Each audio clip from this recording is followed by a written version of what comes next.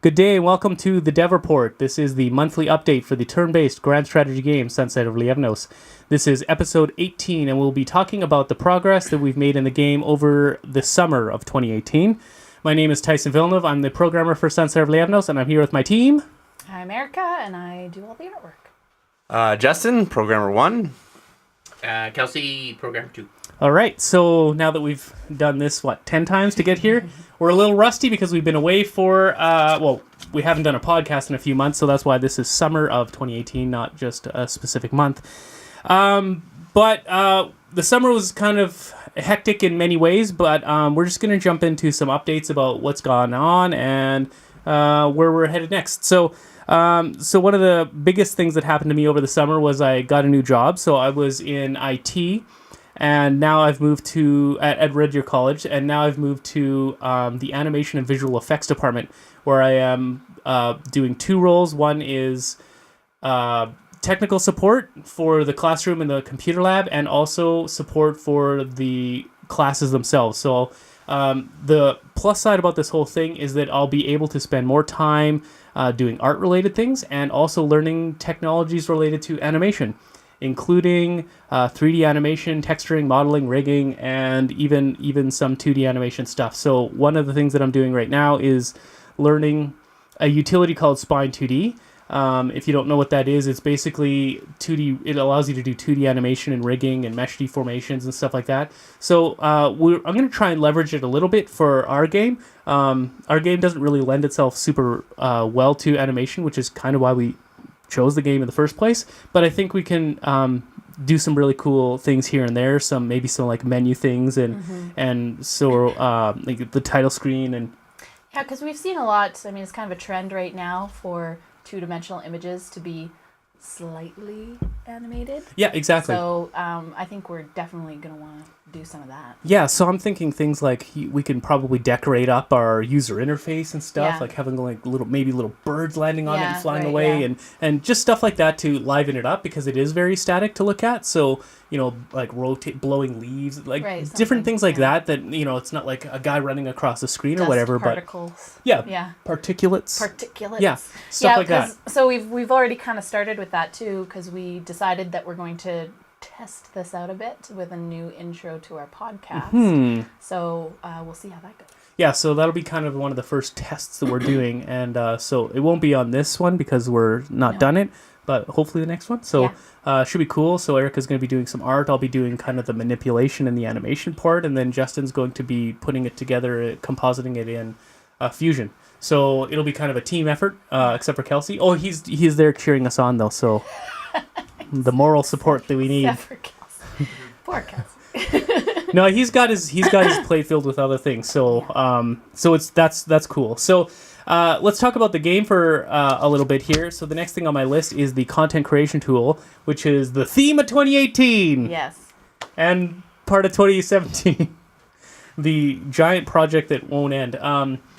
But the nice thing about it is that Justin has been working on it quite a bit lately. So why don't you just talk about what you've done in the last couple months on the content creation tool, and then maybe we'll jump into what's next on it. Oh, actually, I had that out of order. That's okay. Go ahead and give your update, and then we'll get back to that in a minute. Yeah, so I've been working on that for the last 2 months maybe. So I'm got the provinces done, and I'll be working on the wonders. And so I've also had to do quite a bit of cleanup in there that we've decided that we're kind of made a few mistakes. And Yeah, and that was my fault. So I kind of, when we first started it, we kind of didn't know some things, and then we changed midway through. So Justin cleaned up a lot of the code to that stuff, so it'll be a lot easier to manage from now on. So yeah, so we're actually getting pretty close to being done the content creation tool. I think there's just wonders, and wonders are pretty small. The wonders are going to be pretty straightforward. And then you've just got events. Yeah, and the events is the next thing, is what I want to talk about. So we'll come back to that because it's a fairly large topic.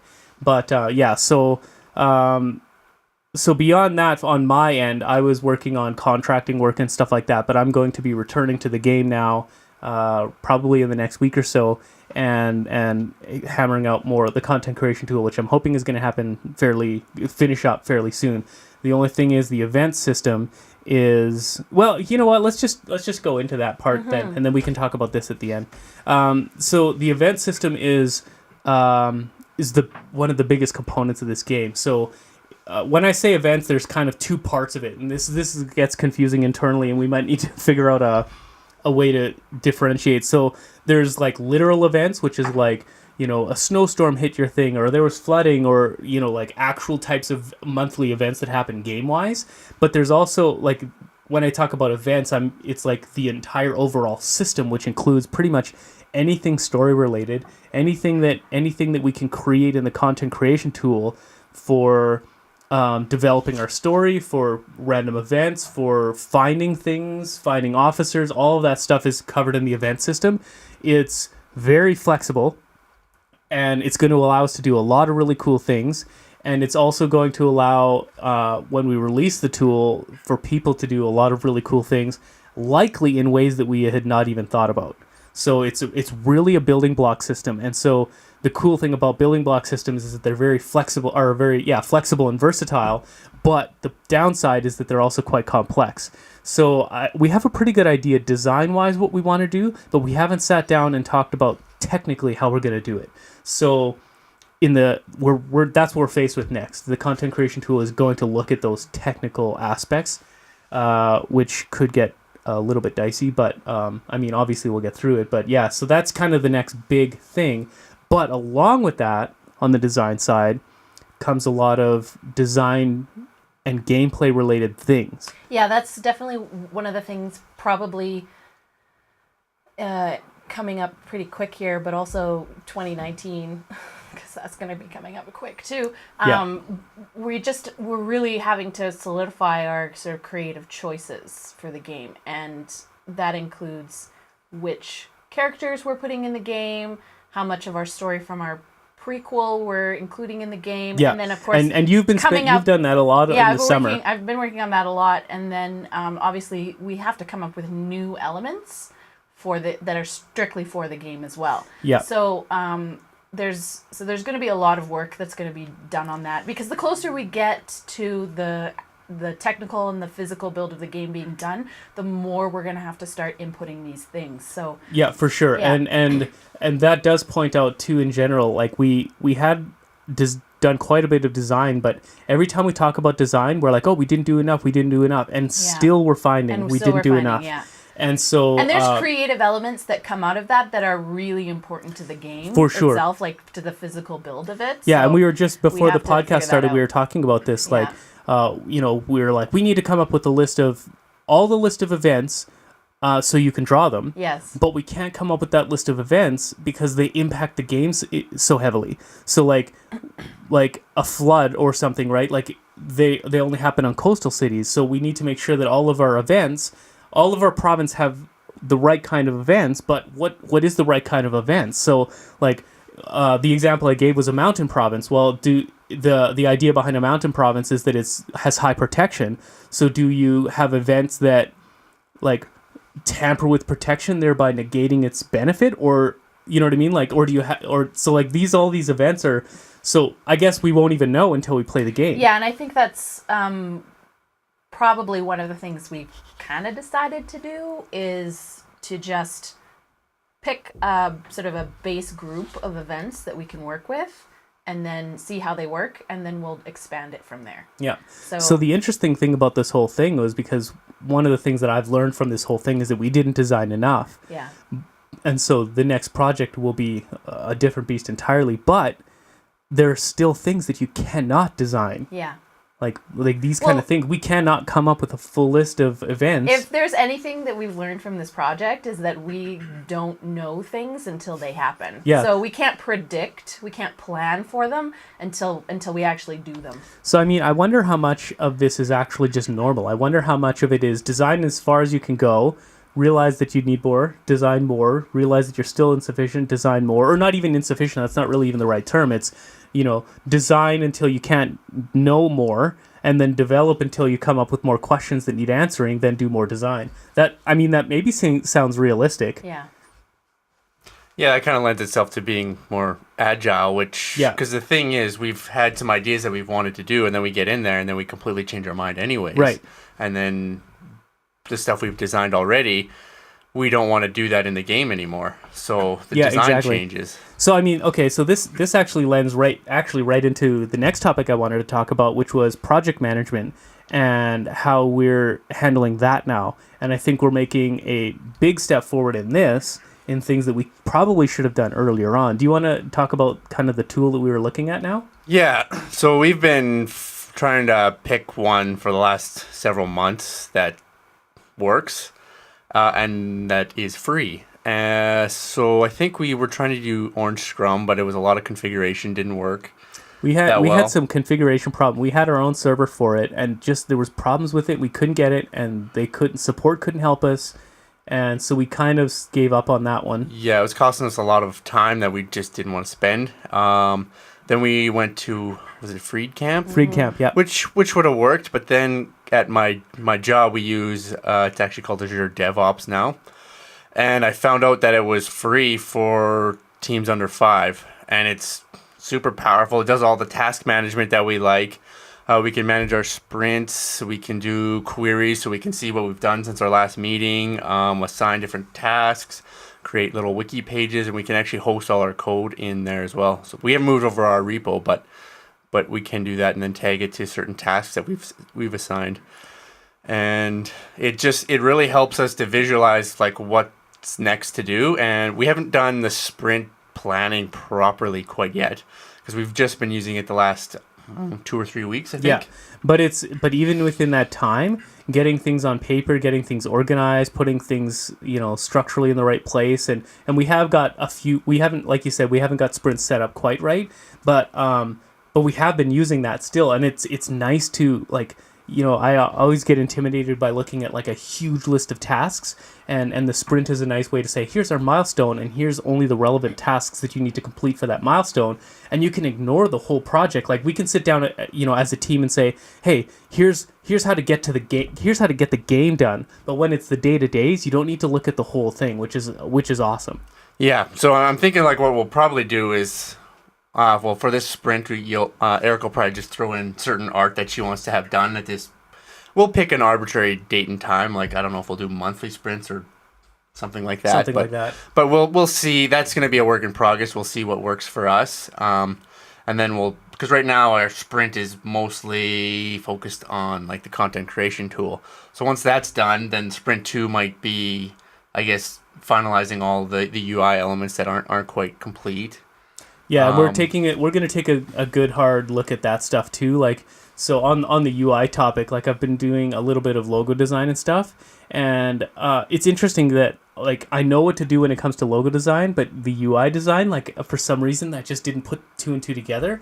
And so design wise for logos, I would create 30 to 50 logos, and then talk to the client, pick one, and then put another 10 to 15 refinements on that one, and just it was very iterative, but it was like a very good brainstorming way to do it, and we're not applying that to our UI, and we've been struggling with it, like we can't solidify which style we want, and does this look good with this, and I think that's the same approach we're going to take. We're just gonna let's and we've started that already. We're gonna brainstorm ideas and refine and do that whole process with the UIs as well, and I was very worried about UI because I want it to look good, because it's gonna need to look really good, otherwise the game won't do well. If it's menu driven and there's nothing flashy. Style is probably the biggest component of the game. Right. So yeah. Yeah, so we're gonna have to lean on that heavily in order for this game to do well. So so I was kind of paralyzed by that. I didn't want to commit to anything because I was scared, is this gonna be enough? Is it going to be good enough? But this new approach, I think, is got me very optimistic, and I'm excited to tackle it now. So we've got a good idea for how to move forward with that too. Yeah. Yeah. So getting organized has definitely been something we've been working really hard on. This project surprises me. Honestly, every time we have a podcast, we come away with something that we've learned, and just when we think, okay, we've got it together, we learn some new things that we go, Jesus, I can't believe we weren't doing it this way already. And to be fair, I mean, honestly, if we had just stuck with our original plans, we would have been done this game years ago, but it would not have been as good. So the game, my original, I don't want to say shovelware, but I didn't anticipate it to be a full game. Like, I kind of was like, here's a project that we can learn a few things from and charge a couple dollars for. That was the initial vision, and now this is like mid to top tier indie game, and I'm very excited about it. I think that, and we've drawn lines in the sand though. Like, here's the game, we're not adding more stuff. This is a comprehensive unit, and I think that we've got something that's going to be really cool. Which is actually a huge milestone for us, because we've changed our minds so many times. Yeah, but actually, being committed to something is a really huge. And we're all really good now about when we have a meeting and we have a new idea, like the first thing somebody brings up an idea, first thing, like Justin or Kelsey will be like immediately, okay, let's talk about like cost benefit, right? Like, if this isn't extremely easy and also it very adds a lot to the game, we're not doing it. It goes straight to the wish list. So if it's hard but adds a lot, doesn't matter. Goes to the wish list. Yeah, it's scope creep. Yeah. It's really, really easy to do. So we're definitely getting better at managing that. So yeah. So I think that's really important for us. And I guess the last thing I want to add to our DevOps project management thing, for me, one of the things that I found really helpful is that when I sit down at my desk, I bring that up and I know exactly what I'm going to be working on. So I'm not like, okay, there's like 5 different things I'm supposed to be doing. I see it in my list. I'm like, that's what I'm working on, and boom. Yeah. It's not like I spend 15 minutes, 20 minutes deliberating and then going. So it's just a nice little and the whole topic of productivity. Like, if you're, and this applies to honestly everything, not even just game dev. Like, if you're out there like trying to achieve something, like, really start looking at a way to manage your time and a way to track your tasks and all these kind of things. Like, FreeCamp is a good option for non-developer stuff. Like, if you were putting together like a comic or like, and hell, even a family reunion, like, honestly, make a project in FreeCamp and or whatever other, there's a bunch of free utilities like that. And man, it's insane. If you've got a large scope of a project, man, it's the way to go. One of the things I really like about DevOps, I mean, I just started using it, but I really like the fact that it shows us what we've already accomplished. Yeah. And I think for us, that's super important, because we often forget. It's so easy to see the mountain and the not look back. mental aspects of having a long-term project like this can be really difficult sometimes. So actually having something there that's taking statistics, showing us what we've completed, and then obviously breaking things down into smaller portions so that we're not getting overwhelmed is huge. Yeah, absolutely. So yeah, I'm recharged now after the summer. I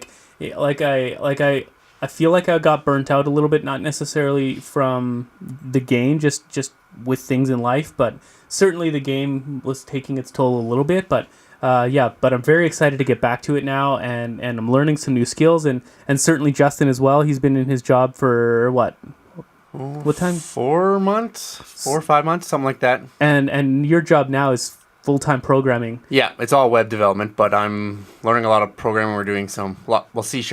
Yeah. Predominantly. But programming is programming. You're just going to get better at that. And so I think that's paying off big time. Like your contribution to the content creation tool is going up and up and up, which is awesome. So, and then on Kelsey's side, he's actually starting a online course for Unity, and I think that's going to be super significant. Do you want to tell us a little bit about what your plans are with that? Oh, well, I just want to finish it, I guess. But you're starting, have you started it yet? I haven't, no. Yeah, I just got the thing a couple weeks ago. Oh, okay. So anyways, the cool thing about that process is we're kind of using Unity not the Unity way. So like Unity as an IDE is, drag and drop and put a bunch of stuff in there, and that's great. But we're kind of coders at heart, and so we basically have one class and it boots up everything, and we don't touch the IDE. And the problem with that is that we're really not leveraging the tools. And I think there's a middle ground that we're missing out on. So my hope is that Kelsey's going to find that middle ground and then be able to help us leverage Unity as a platform more, and then bring that to the project. So yeah, so that's where we're sitting right now. Anything else you guys want to add? No. Okay. So we've been getting quite a few new likes and messages from a few people over the last, say, month or so. So I just want to thank you guys for your patience with this whole project and your continued interest. Your continued interest. I know we maybe announced this the whole game a little bit too early, and that's part of our learning experience. But we're still moving forward, and we're really excited about it. And if you like these turn-based strategy games, hopefully we can give you something that you're going to enjoy. So again, thanks again for tuning in, and we'll try and be a little bit more consistent again with some updates. But yeah, I guess that's it. That's it. Thanks, guys, Bye. and we'll see you next time.